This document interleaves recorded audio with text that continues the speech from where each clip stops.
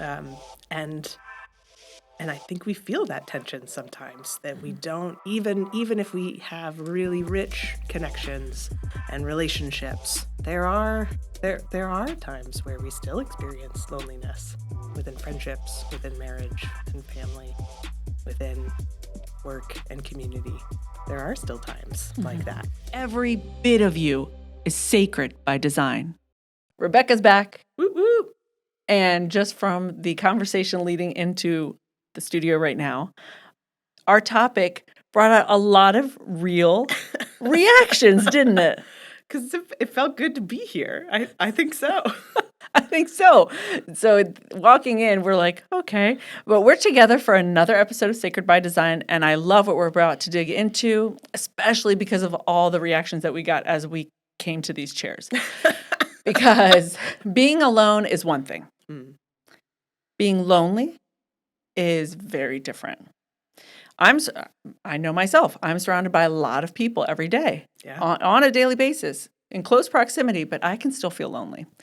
So when we say loneliness, we're talking about more than being alone, right? Mm-hmm. Yeah, and thinking about it, I thought, what's the opposite then? Because exactly what you're saying, of you can be alone and feel lonely, you can be in a whole mess of people and feel lonely, because it's a felt sense of being known that we're missing, that we're longing for, maybe. To be known and really to be loved, right? Yeah, to be loved. That's right. And when we specifically talk about our focus and our heart and our ministry here at Regeneration Ministries, we walk with clients through patterns and behaviors in their life. And loneliness is, it's not something to just be brushed off. It is powerful. And whether you're addicted to alcohol, food, sex, the acronym HALT is a powerful tool in recovery. And the H stands for hungry, A, angry, L, lonely, and T, tired. These represent 4 risk states to consider before moving forward towards your drug, towards the pantry, towards the phone, towards the computer, towards whatever it is. So learning to recognize these states and even appreciate loneliness as a risk state might be step 1. Right. To use that, I love that, how quick and snappy that's a check-in, a way to check in with yourself, because how quick can that we feel that loneliness, we panic, it registers as a threat, and we think, how do I get out of this? How do I not have to feel this? And we skip over just even knowing what it is that we're feeling, to whatever it is, to try to get out of that. So to first just to halt, like the acronym says, to stop and say, what's going on for me right now? And if loneliness is a part of that, it's hard to touch that. And loneliness has a lot of shame associated with it. Right? I think in any state in life too. Do you see that? It comes out whether you're single or married or young or old, like whatever state you're in, there's times of loneliness, and there's its own bit of shame of acknowledging that. I've seen that play out for sure. So easier said than done, but if you can subtract shame from the feeling of being lonely, I think the question that you just asked is like, what am I feeling here? What am I looking for here? That's a really good shift or pivot to take with yourself to address the state of loneliness and take some of the risk out of that state. Does that seem fair? Yeah, and it's hard to acknowledge it, but to first do that. And real quick, we want to problem solve, we want to fix it, we want to get to solutions, and that might come, but also some comfort might come just from that, just from acknowledging it, and especially inviting God into it. And this is something we're called to being known and loved. God wired us this way. It's he shows it to us in Yeah. his we talk about being made in the image of God. He is the Trinity shows us communion in himself.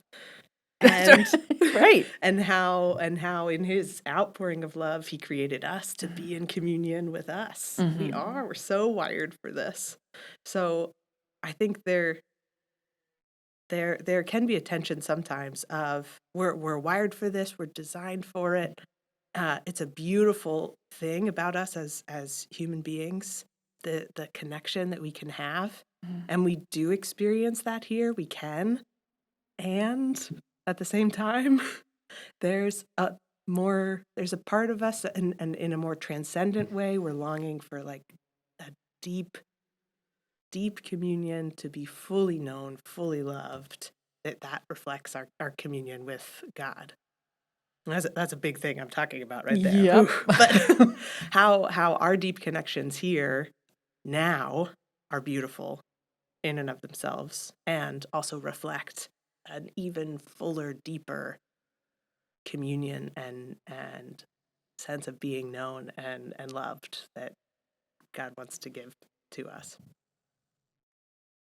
Um, and And I think we feel that tension sometimes, that we Mhm. don't, even if we have really rich connections and relationships, there are times where we still experience loneliness within friendships, within marriage, within family, within work and community. There are still times like Mhm. that. Mhm. And so some of that, which we'll talk more about, but some of that discernment is, I'm feeling lonely. Is there something really wrong here that I need to fix, I need to problem solve? And maybe not. Maybe it is just some time of, yeah, there's there's a trend. I want to be more deeply, more fully known, and I can't have that fully from the people in Mm. my life Mm. right now. 'Cause connection is hard, but connection is key. Ooh, yeah. Yeah. And COVID really, really did a number on connection. Yeah. Yeah. I think it's like it put a magnifying glass for like the sun to bake through, like Yeah. things that were already happening. We have a million ways to contact people, but not a whole lot of connection happening. We know, so our worlds are, our circles are big. We have lots of ways to get involved, and Mhm. yet more and more Mhm. we retreat. And we see that a lot. I think just that got a microscope in the past couple of years. There is, no lack of humans on this earth. And we're supposed to be connected with each other. And I know we've touched on COVID, but why does loneliness feel so prevalent right now? Because it feels like a real issue. Like the thing everybody wants, but nobody wants to talk about. Mhm. It feels like one of those, because it feels risky to talk about it. It's vulnerable, and yet that's how it happens. But you're making the face. It feels risky. I don't wanna do it. So it feels risky. It is vulnerable. Yeah. Yeah. One of my favorite examples of this was a time where I was wanting some deeper friendships, or friendships of people who were in a similar place in life. And I went to a small group at a different church because I had kind of heard that they had some things going on, right? Mhm. So I show up, and this one girl says, "Oh, so you don't go to our church?" And I'm like, "Yeah, well, feeling a little bit awkward." She's like, "Oh, so you're here to make friends, aren't you?" And immediately there's a part of me that wanted to go, "No, no, that's not why I'm here. I'm just here for Jesus. I'm just here for, I don't know, the food." But I paused just a second and I said, "Yeah, yep, that's a big part of why we're here. And we are actually friends," which Oh, that time it worked out. yeah. But it took it I felt that riskiness right in the moment to say, "Yeah, I do. I need that some more." Mm, mm. Um I could share other times where I've had good good community or good, friends, um, but still felt that, and it looked more like just saying, God, can you be with me here? Mhm. Like I'm feeling lonely. Can you be with me right now? Mm. To invite him into it and not necessarily do anything or change anything, but just to acknowledge it with him and be there with him. Well, that's a beautiful pivot too, instead of just, um, feeling bad and isolating yourself further. Um, Loneliness can be pushed through, but it does involve risk, and, there's nothing wrong with acknowledging you need to feel connected to other people. Mm, I love even in the story of creation where, God creates the sun and its light and it is good, and the mountains and it is good, and Adam and it is good. But then the only thing that was not good was Adam needs somebody. mm, Adam's alone. He needs a partner, connection, a friend. And so Eve comes, this, it's not good to be alone. And so, uh, taking the time to recognize where that loneliness is for you, um, is important. yeah. And sometimes we have there's a inkling that if we just kind of ignore it or we don't acknowledge it, that it'll sort itself out or it'll go away. But it comes out in other ways because we have a need, we have a longing. I mean, Mhm, we're talking deeply, deeply wired for this kind of connection, mhm, deeply wired to be known and to be loved. That's a good and beautiful part of ourselves. And if there is more of a need there, if there's longing there that's not being met, then we we will seek it out in other ways, whether that's conscious or not. But mhm, we'll and we see this in lots of different ways. But we might we might react. We might even push people away or mhm, protest, mhm, even though that's so we want that the most. We maybe see that a lot in couples, especially. Like we so want that connection. We so want to be seen by a spouse, but in not feeling that, we react. We push away. We you know make a jab. Um, or the opposite. We'll withdraw. We'll give up. Believe this mhm, is just how it is, mhm, or this is because of me, um, and believe things about ourselves that aren't that aren't the good and true, beautiful things that we're wired for this. Um, we'll we'll distract and try to numb out that feeling. Try not to feel it. mm, And you listed a number of ways, certainly that we walk with people here at Regeneration when they turn to pornography, but turn to alcohol, turn to our phones, turn mhm, to busyness, mhm, turn to like overdoing, over serving, or pleasing others as a sense of if I'm contributing, if I'm helpful, then I'm valued. Um, and these are real readily available to us, much more than making or keeping, maintaining mm, relationships. Those mm. ones are hard. Yeah. Those ones are hard. If we're deeply wired, I feel like that's something that, is a great acknowledgement, and, like, just a consideration to really sit with is or I'm wired deeply for longing. Mm, This is how I'm wired. This is how we all are. So we all share this. We all share this. So that kind of takes some of I don't know. I don't even know what I'm trying to say, but we all share this. It's not yeah, us, only you. that's a starting point. Yes. Thank you. But so that being said, if you're not the initiator of a conversation, like recognizing that about yourself. And maybe either admitting that to a safe person or trying to initiate a conversation. How was your day? Just because acknowledging that you have this need to be connected to people. Mm, And then that leads to, with kindness, with patience, with time, then you get to learn a little bit more about yourself. Like, I'm not an initiator. I am an initiator. I love to be in a huge group of people. I just need one person. mm, Um, and it doesn't look the same for everybody. But when we were first talking, or a little bit earlier, you were saying that um, to acknowledge loneliness is one thing, but then to invite God into that. mm.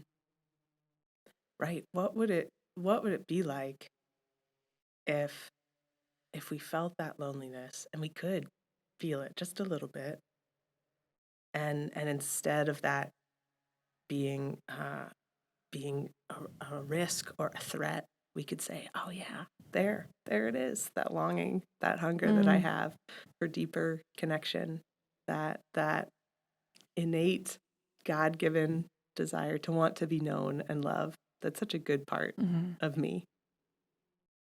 But first to start there and say, yeah, that is. I'm feeling that longing. I'm feeling not as known and loved maybe as I want to be.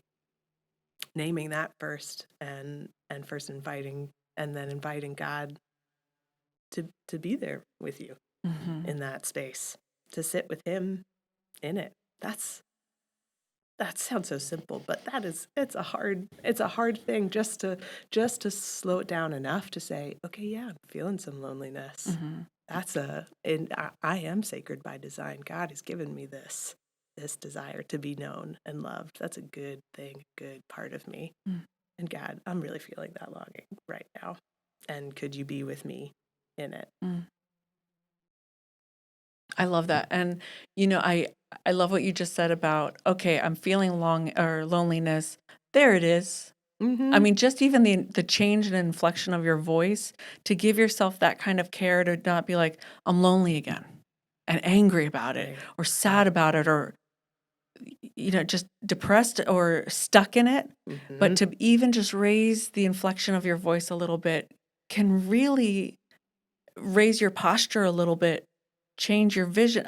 I do believe that. I really do believe that if you're able to say, there it is, I'm feeling this again. Mm-hmm. Okay, I'm lonely. And then inviting God into it. So this idea of halt, halt is great. Hungry, angry, lonely, tired. I hope that this conversation serves as like a gentle speed bump, Mm-hmm. to kind of slow down the process, because the cycle of being hungry and turning to whatever the drug of choice is, angry, lonely, tired. Um, I hope that you hear these words and God's invitation to sit with you in that feeling and really discover more about yourself. Mm-hmm. Right, to slow down enough to name it, then we can say, okay, where is my nourishment, or where do I where do I need to be fed? Literally, maybe, or or in other practical ways. So I think and so this there might be some time slowing down, naming it, inviting God into it. There might be some times where that may be enough at a time, Hmm. like you're saying, that I'm not stuck here. This isn't a threat, but to be with God in this moment, and we can go through together. Um, and that there are some times where that may be enough.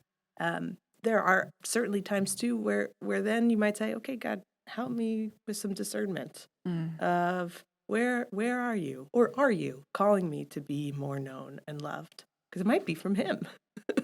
By inviting Him into it, He might say, I know you, I love you, mm, and let keep turn to me, look to me, and let me love you. mm, um, he may want to show his love to us through other means, through some maybe some reconciliation. That's hard. maybe through taking that risk and trying something new or meeting some new people. So to name it, invite God into it, and then ask Him where are you calling me to be more known and Mm, loved? mm, Maybe from Him, or maybe from someone who in our life already, or from something new. But looking at it less of a threat, less as a I'm stuck, mm, but of yeah, I'm hardwired by God Himself, this picture of love in community, mm. to be known and to be loved. It's not just where you're at, but it's where you're going. And I feel like that's what the questions do, is take you out of where you're at and then move you towards where you're going.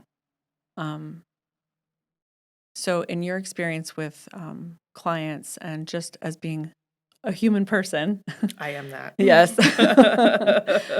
is there a prayer or a practice that you feel helps with loneliness? If any of this is striking a chord for listeners, we wanted to end with something to help help us to invite God into it if we're experiencing some loneliness now. So we'll do a short practice of Lectio Divina with some excerpts from Psalm 71. So you can just listen and follow along. I'm going to read it 3 times total. The first time, just listen and take it in fresh. In you, O Lord, do I take refuge. Let me not be put to shame. In your righteousness, deliver me and rescue me. Incline your ear to me. Be to me a rock of refuge to which I may continually come. O Lord, you are my hope. Be not far from me. I will hope continually and will praise you yet more and more. You who have made me see many troubles and calamities will revive me again. From the depths of the earth, you will bring me up again. You will increase my greatness and comfort me again. And the second time, listen for a word or a phrase that stands out to you. In you, O Lord, do I take refuge. Let me not be put to shame.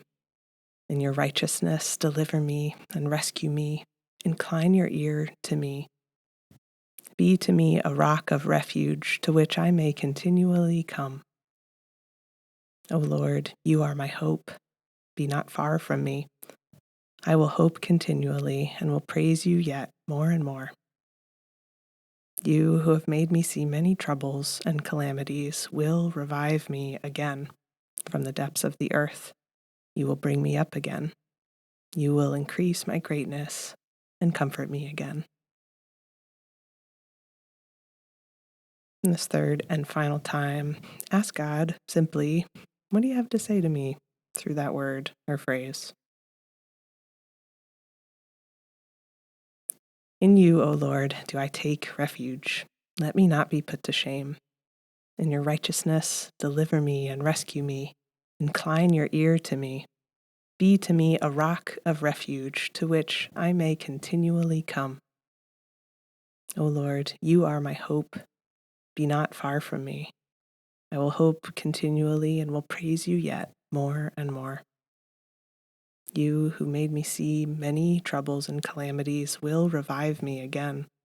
From the depths of the earth, you will bring me up again. You will increase my greatness and comfort me again. Thanks, Rebecca.